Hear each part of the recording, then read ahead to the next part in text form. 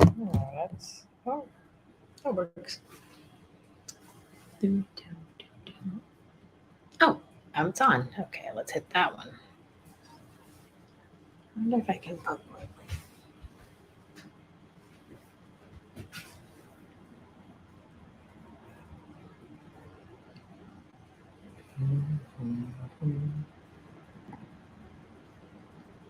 Hi, Dylan. Hey, people here. All right, so hopefully you can see this is the paper I'm going to be talking about. Honestly, pretty upset by this paper, but I can see after reading it how they came to that conclusion. Um, so yeah, for those of you that are hanging out on Insta, hello. I'm going to talk about this paper that was recently published in Nature, which, if you're not aware, is like one of the like really most popular, biggest impact factor papers are like publications for scientific articles. We rate scientific journals on impact factor, meaning like how many people read it, and Nature has a really huge impact factor. So when this paper came up, and it's titled Comparative Acute Effects of Mescaline, Lysergic Acid Diethylamide, that's LSD, and psilocybin in a randomized, double-blind, placebo-controlled crossover study in healthy participants, I was pretty excited because I think that that sounds like something interesting. Before I get into the negatives about the paper, the biggest positive is that it was by far one of the most detailed documentation of pharmacokinetics, which means the speed with which these molecules will like interact with the inside and outside of our bodies. Has one of the most detailed pharmacokinetics specifically for mescaline that I have ever seen. Um, but yeah, as Jack is correctly saying on here, the claim that they make at the end is just, it's way too bold. I'm going to show how they came to this claim, but I'll read it. Basically, the short of it is that they claim that all three of those substances, mescaline, LSD, and psilocybin, feel subjectively the same. So, what they did was they had healthy participants and they basically dosed them with these three different things, and then they had them do a questionnaire along with three different types of questionnaires, along with like some other like biological sampling. And the questionnaires were then like ranked in terms of like the experience. The subjective experience was ranked based on, you know, these questionnaires, and they found no significant differences between the three. But the fact that um, as they said, that the results would indicate that that even though there are different pharmacological profiles, meaning that these molecules interact with different things inside our brain, um, that they do not translate into relevant differences in the subjective experience. I think that that claim is so strong, possibly only because none of these researchers have any experience with these molecules. Because if anyone has had experience with any more than one of the psychedelic compounds, they are different subjectively. I think it's pretty safe to say that there are subjective differences between the three. And so I'm looking through this paper, and for those of you who are on YouTube, you can see it. If not, it's an open access article that you could read. I'm not going to go through the entire paper because that would take way too long. Um, but what I am going to talk about is the structure of the academic paper, and you know how and why we come to the conclusions that we do about making this basically like the same experience. Because ultimately, the real problem is with the questionnaire; it's with the survey itself. So, something that's really interesting that I want to touch on about the study that is actually, it's possible that this found is that basically they used research grade synthetic versions of the molecules, or isolated. I think they're actually synthetic. But all three of them, so mescaline, psilocybin, and LSD, were synthetically, they were like over 99% pure, which means that that's a very different experience than from most people who have had experience. For me, it was with the actual fruiting bodies, or with like a cactus like that. contains way more than just the synthetic molecule. So it is possible that I won't completely leave it out of possibility that perhaps the differences that are experienced by so many other people have to do with this combination that happens when you have natural products. It's possible, but again, I highly doubt it. The molecules themselves are very different and they interact with different receptors. And it's just almost bordering impossible for me to believe that it would be the sole cause of them being like any sort of different, because the experiences for me were vastly different. Um, Yep. So the great Matt B. I've heard reports of distinctions between synthetic slash isolated and botanical. Totally. I've also experienced that. I mean, I think the easiest like comparison for that would be like distillate in cannabis products being totally different from like the full spectrum products that contain everything in the flower. Um, so we know that chemodiversity in natural products exists. I just don't think that that explains the results of this paper, which are that there were no subjective differences. So this first part of the paper is cool. It just shows the duration of action.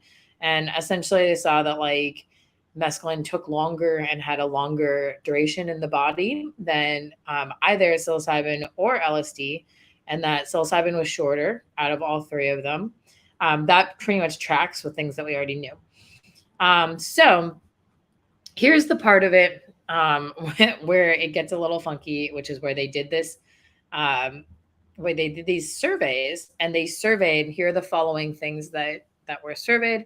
One of them is oceanic boundlessness. I have I have a video planned that I'm really excited on mysticism, because it's one of my most like favorite subjects, is what is also called oceanic boundlessness. But this is the part that I think is the problem here with academic papers that are trying to study mysticism and oceanic boundlessness, is that in many ways it can't be quantified. And our attempts of trying to quantify it don't ever really encompass the experience. So oceanic boundlessness or mysticism is this like deep feeling of connectedness, or a deeper feeling of, you know, understanding and unity. Sometimes it's called like, it's extreme feelings of gratitude. Sometimes it's childlike wonder.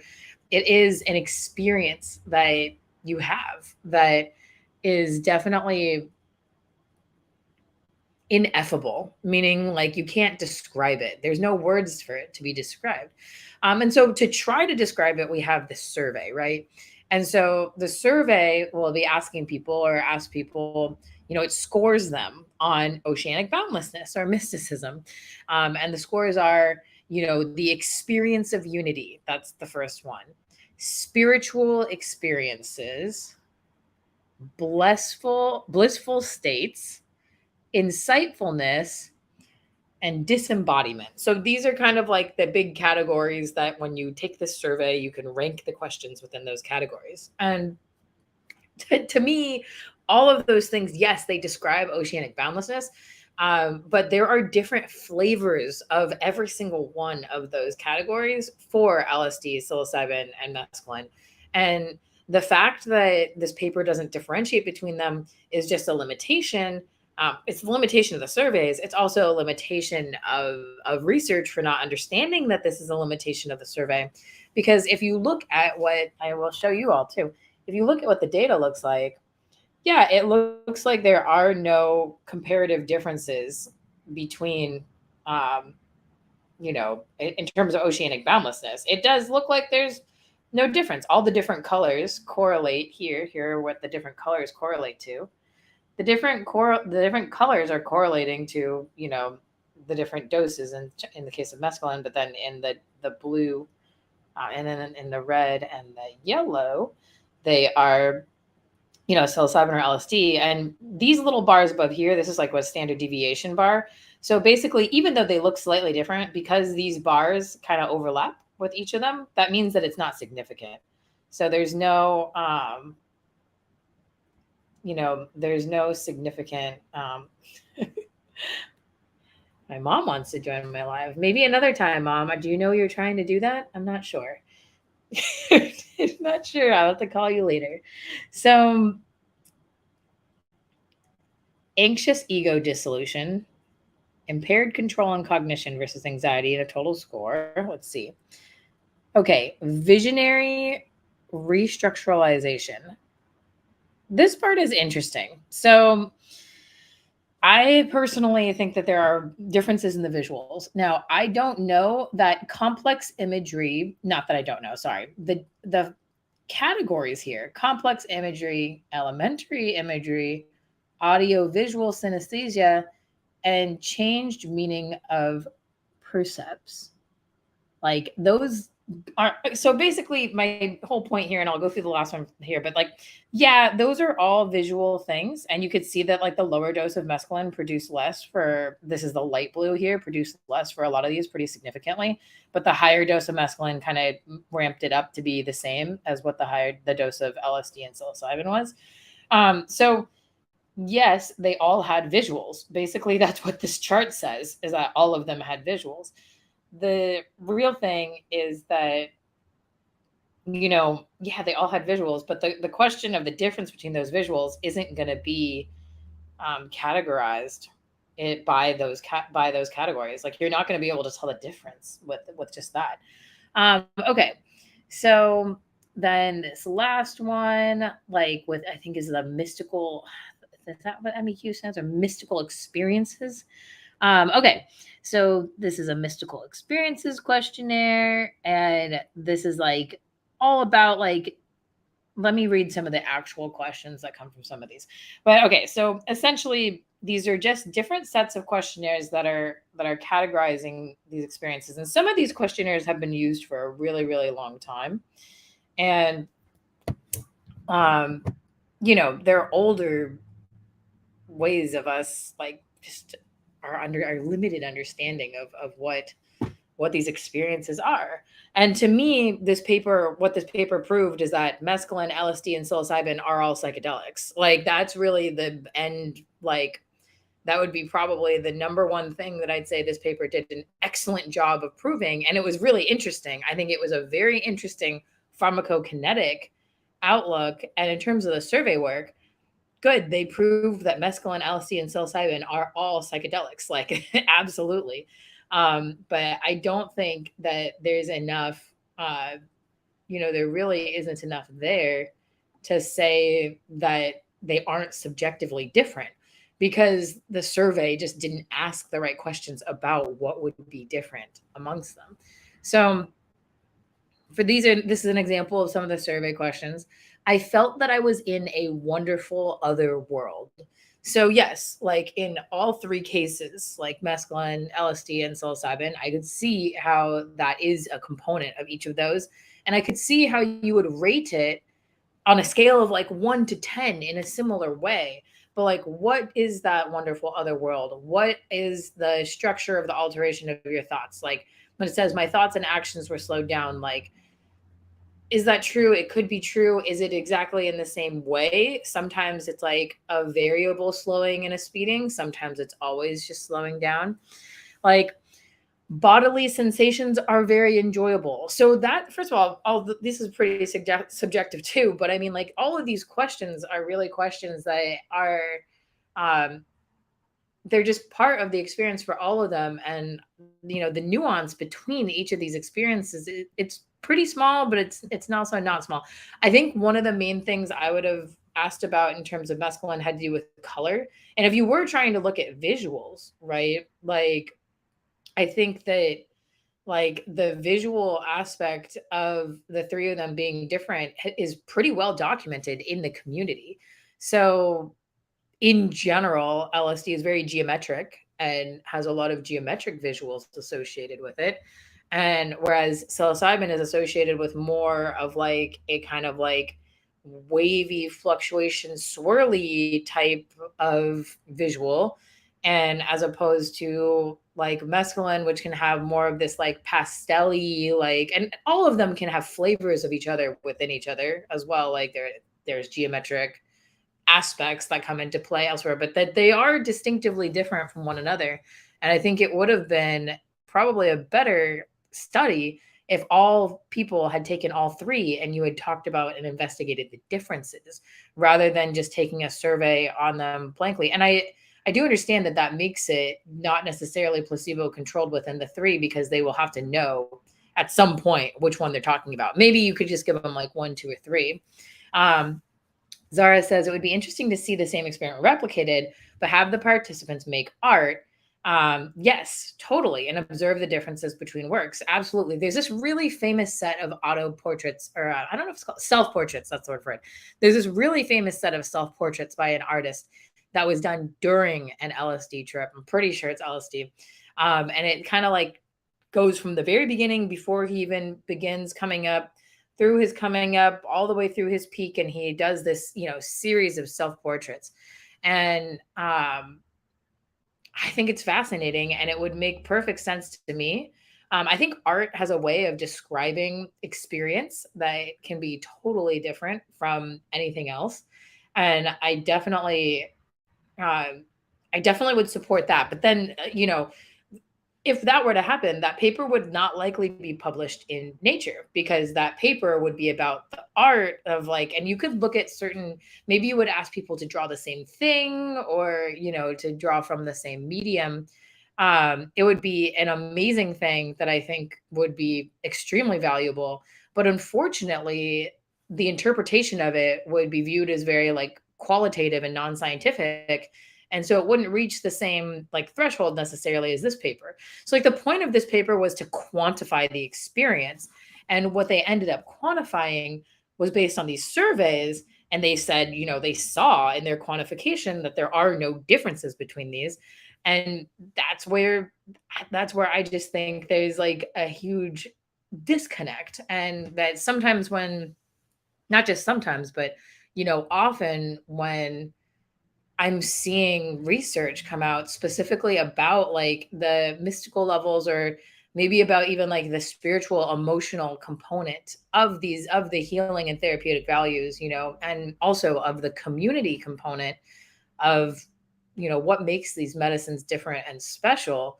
We've been minimizing that part. And a piece of why we do that is this pharmaceutical framework that all of us have, been sort of indoctrinated in, whether we know it or not. That is sort of like the background and the basis of our understanding of health and wellness, at least if you were raised with Western medicine as, the ultimate deciding factor, which is a majority of people. So the last thing I'm going to do is just read the conclusion, because I just think it's ridiculous.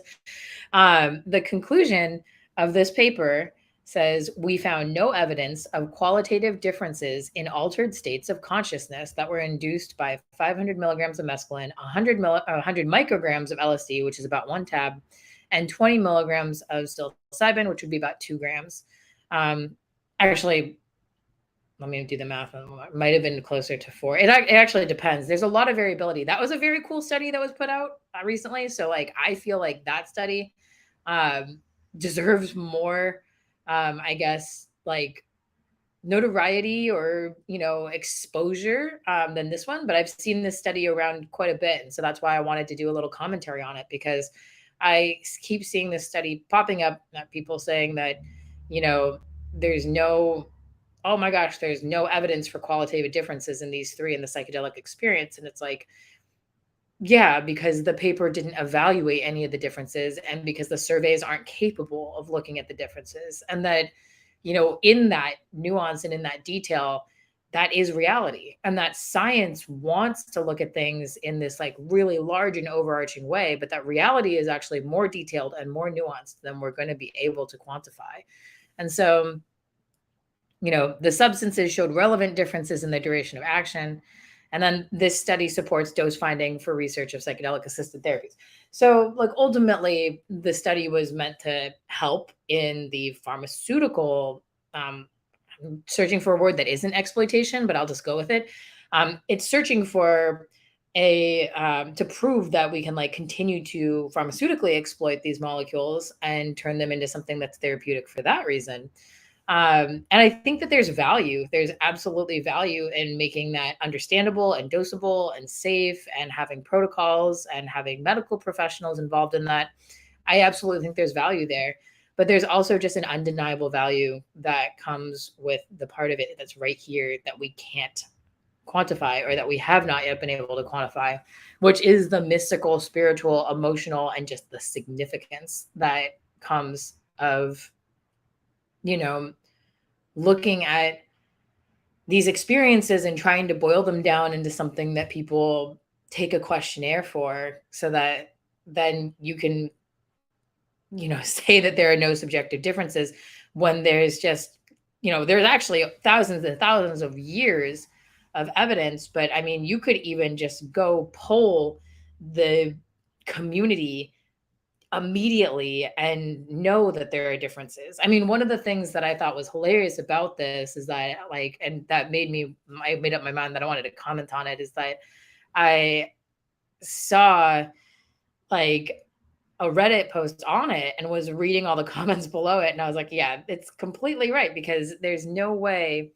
that, you know, there's no way that it should be so overarchingly said this way. Um, Alex says, how can you quantify an experience? It's often hard to describe using traditional language itself. Exactly. I mean, I think the word ineffable is like the perfect thing to describe it, because it's the word that describes it not being describable, and that things and experiences can be ineffable in different ways, even with small changes in molecular structure is like so known. Juicebox says, do you think the recent uprise in casual psychedelics use will benefit how it's perceived in a modern sense? I don't know. So, that's an interesting one. I did like a quick poll, and it was like 90% of people who answered my poll had experimented with psilocybin containing mushrooms for therapeutic purposes. And I thought that was very high. I was pretty surprised by that. I was just, taken aback, because that's a very high percentage. But I also think that it's not a bad thing necessarily. And in terms of how it affects the modern sense of modern medicine, I think it could be a good thing in many ways. There are tons of therapeutic benefits. I think a lot of it has to do with, if we're going to be able to, there are proper ways to like reduce risk.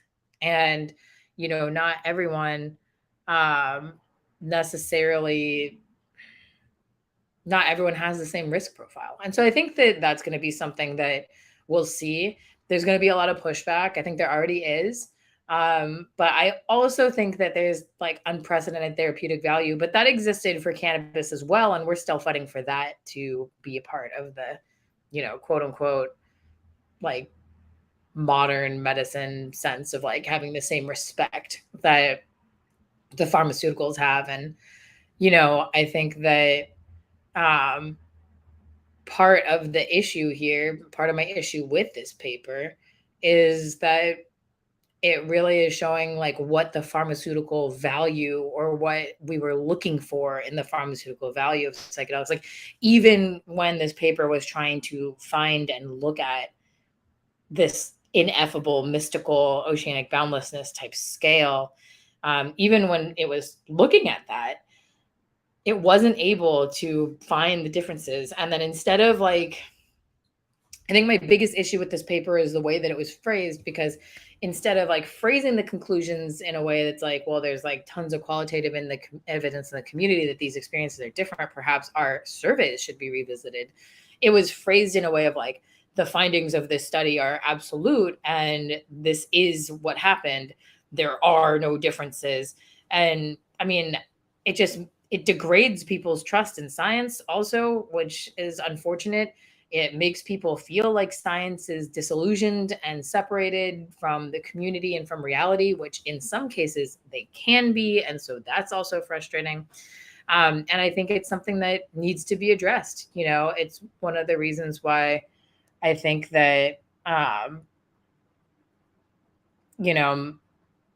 think community research and community involvement in research is important.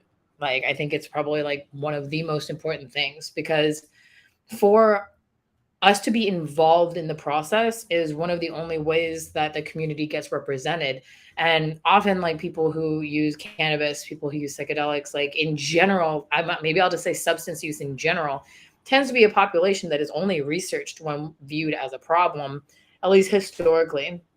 And I mean, the transition of viewing that from the like viewpoint of it being like a substance use as a problem versus like the viewpoint of it as like substance use as a therapeutic or medicinal aspect is very different. And it's a transition that we're going through right now. And when we go through this transition, one thing that we probably should do, in my opinion, is bring that community involvement back into the research. Because if this study had done a little bit of community research at all, maybe the conclusion of it would have been different, you know, or maybe like there could have been some more informed questionnaires. If you asked me, which no one asked me, but if someone asked me if I wanted to design a survey for the differences between the psychedelic experiences, I would have to think about it for a really long time. But there are things that I would think about, like even audiovisual synesthesia, like experiencing audiovisual synesthesia, like what synesthesia, like, and maybe a questionnaire and a survey isn't the best way to do this. Like maybe it is impossible to quantify something within the survey. Maybe you have to do interview style significance, you know? Um, and I feel like that's just where I'm at. So I'm going to end my rant. Thanks for everyone for hanging out. If anyone has any questions or anything, like this is going to be up on, I'm going to post this up on the Secret Studio, and I am going to have links to the papers so that people can read the paper. I found the other parts of the paper to be pretty interesting because it's a detailed look at the pharmacokinetic profile. It's a detailed look at like heart rate, and there are slight differences in how these molecules like interact with the body. And I thought that that was really fascinating. I thought it was like overall like a great study in terms of like its scientific rigor, which means like the level of like detail that they went into to do the study. Everything except for the survey, and the survey was like their main point for pretty much the whole thing. So, you know, in a nutshell, I don't think anyone here disagrees with me necessarily, but like LSD, mescaline, and psilocybin have subjectively different experiences, and that there is a chance that those different experiences come from the plants or come from the cactus or come from the mushroom fruiting bodies, and that the difference comes from the natural products themselves and not from the actual active molecule that is isolated, because in this paper, that's what they were looking at. But I don't think that that's true. Like, I don't personally believe that there's a big enough difference there for that. I think that the differences has to do with the limitation of the study, and that the differences weren't able to be observed in the study, and that a better conclusion for the study is not that there are no comparative differences, but that this survey, or maybe any survey, is incapable of capturing what the differences are and incapable of measuring what the actual significance of those differences would be, or of what just even these experiences can be. You know, maybe it's something that can't be felt in a clinical setting also. It's unclear. So anyways, thank you all. And I look forward to chatting more about this in the future. I have also some cool ideas about like how we could maybe like assess the differences, or maybe just even, I mean, I go on Arrowhead and blue light all the time, or I used to do it a lot more, but like, you know, so many experiences are captured already, and we have them. And anyways, I've been thinking of a way to like summarize what the differences would be, or if any of us could come together and kind of crowdsource some of these differences and kind of put that out there, because there are, in my opinion, you know, tons of differences, and it's hard for me to like describe them right now, other than the difference in feeling. And I want to figure out a way to, you know, crowdsource that and put it in there. I mean, I usually describe it to people on a scale of like versus like emotional. Well, and I'm not familiar with MDMA or Molly, but emotionally, clearly that is on one side of the scale versus like another flavor of the psychedelic experience is more just the mind opening, like mental stimulation, which still is emotionally significant, but is more just all about altering the mind. And I would put like DMT on that side of it. And it's not that it's not like they aren't significant, but those two things are very different, right? And if you actually look at the molecular structure between those two things, MDMA is more similar or slightly looks more similar to what mescaline would look like versus DMT, which is very similar to psilocybin. And also, shares parts of its structure with LSD. But if you were to like put them on like, if you had to line them up in an order, like I think I would have a pretty clear order from my experiences of which ones I think lean towards this direction of it being more emotional and more connected. And it's not that the other ones don't have it. It's just that it's in comparison to one another. So it's more just like we have to have these, comparisons, and that you cannot just compare them to something like when you take the survey, you're comparing it to placebo, you're comparing it to, nothing. And if that's the case, then you're not going to be able to find any differences because the survey is just saying, hey, they're all psychedelics. But when you start to compare them to one another, it becomes really clear that there's a nuance, right? And that there's a difference between all of these. So it was good to see everyone again. And I am thinking about how to, like put something out there that explains this in the way that I think it deserves to be explained, because I think that they are all valuable, different, and have different therapeutic benefits. I think they deserve to be different, and that they deserve to be described, at least in the scientific literature, as different and have had different uses, and that they clearly are in my opinion, I suppose. But yeah, thanks everyone.